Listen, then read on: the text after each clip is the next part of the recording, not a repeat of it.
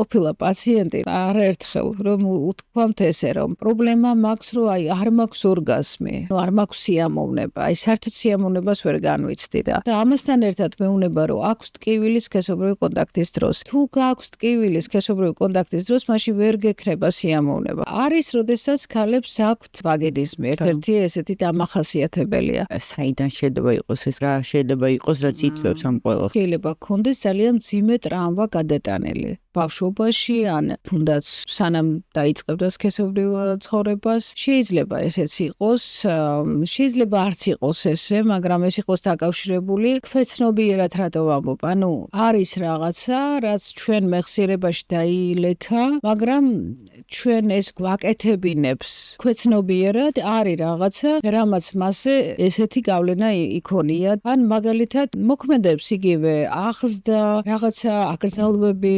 ბავშვობაში. შეიძლება რაღაც რელიგიური კუთხითაც იყოს რაღაც, ხო, გარკვეულ მასში უფრო მეტად იყოს ეს ვაგინიზმი. შეიძლება ძალიან თავისუფლად, ძალიან ლაღაზდიდნენ, მე კი არ ვამბობ რომ მაინც და მაინც რაღაც აკრძალვები, ხო, მაგრამ რაღაც შემთხვევა, ან ერთხელ ვიღაცამ რაღაცა თქვა, ან მაგალითად მეგობრებმა უთხრეს გოგოებმა რომ საშინელი მტკივნეულია პირველი სქესობრივი აქტი, ხო, აი ეს არის ეს გავრცელებულია ზერო. იქნება სისხლი, ხოთაშურის ესეც უთქვამთ ხოლმე რომ მეუბნებოდა ჩემი და ან ჩემი მეგობარი რომ საშინელი მტკივნეულია და სულ მეშინია ამის გამო.